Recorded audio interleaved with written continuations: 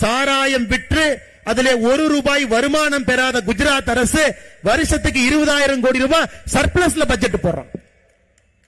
கை நீட்டி காசு வாங்காம பட்ஜெட் போடுறாங்க ஐயா. இங்கே 50,000 கோடி ரூபாய் சாராயத்தில் வருமானம் வைத்துக் கொண்டு 9 லட்சம் கோடி கடனை வாங்கி ஒரு பட்ஜெட் போட்டிருக்கும். இந்த அரசுக்கு வெக்கமா இல்லையாங்க ஐயா? திராவிட மாடல் அரசு என்று சொல்லுகின்றார்.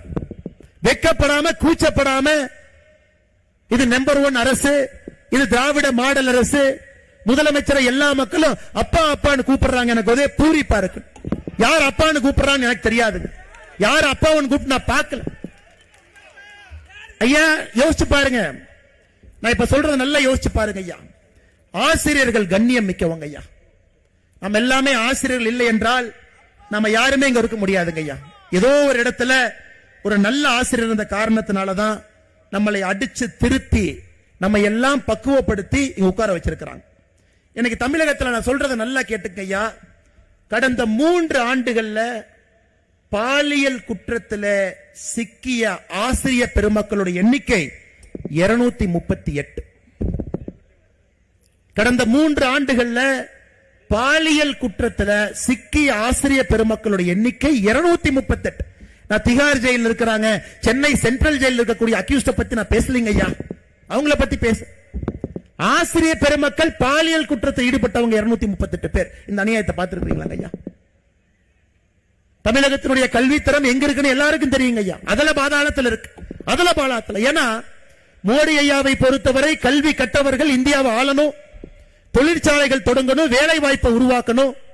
கல்வி கற்றவர்கள் இந்த நாட்டை முன்னேற்ற பாதையில் எடுத்து செல்ல வேண்டும்.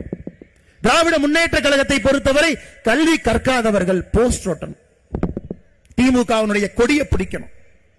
காலையில கோந்து பசை எடுத்துட்டு போய் செவுத்தில் அவங்களுடைய இன்ப நிதி போஸ்டர் ஒட்டி அடுத்த வருங்கால முதலமைச்சர் வாழ்கன்னு சொல்றதுக்கு ஒரு கூட்டம் வேண்டும் என்பதற்காக தமிழகத்திலே கல்வி தரத்தை குறைத்து அடுத்த கட்ட ஆளுமைகளாக உருவாக வேண்டியவர்களை தடுமாற்ற பாதையில் அழைத்து சென்று கொண்டிருக்கின்றார். நீங்க யோசிச்சு பாருங்க ஐயா, யோசிச்சு பாருங்க. எப்படிப்பட்ட பூமி இது? ஐயாவளி பாதையில வந்திருக்கக்கூடிய எல்லாம் இவ்வளவு பேர் இருக்கிறோங்க ஐயா. எல்லோருமே ஐயா உண்டு, ஐயா உண்டு, ஐயா உண்டு பெருமையா சொல்றோங்க ஐயா. அகஸ்திய மாமுனி இந்த மண்ணுல ஃபுல்லா நடந்திருக்காருங்க ஐயா. பொதிகை மலையிலிருந்து முழுசா நடந்திருக்காரு.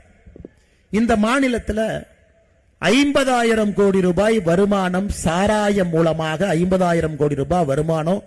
அதை வச்சுதான் நம்ம பட்ஜெட் போடுறோம்னா எப்படிங்க ஏத்துக்க முடியும்? எப்படிங்க ஏத்துக்க முடியும்? அதனால அன்பு சொந்தங்களே, இந்த 2026 தேர்தல் என்பது சாதாரணமா நம்ம வாக்குச்சாவடிக்கு போயிட்டு ஓட்டு போட்டு வர போறது இல்லை. நீங்க ஓட்டு குத்துற இவிஎம் மிஷின் உடையணும். அந்த கோபத்தோடு உங்களுடைய வாக்கு இருக்கிறாங்க. அந்த வெறியோடு ஓட்டு போடும். எந்த காரணத்திற்கும் கூட திராவிட முன்னேற்ற கழகத்தினுடைய அரசு விடுங்க ஐயா. தமிழகத்திற்கு ஆகாத ஒரு கட்சினா திராவிட முன்னேற்ற கழகத்தினுடைய கட்சி ஆகாது. அந்த கட்சியில் இருக்கக்கூடிய நல்லவங்க இன்னைக்கு வெளியே வர ஆரம்பிச்சிட்டாங்க. அவங்களும் வெளியே வர ஆரம்பிச்சிட்டாங்க. நமக்கு இது வேண்டாம் பார்.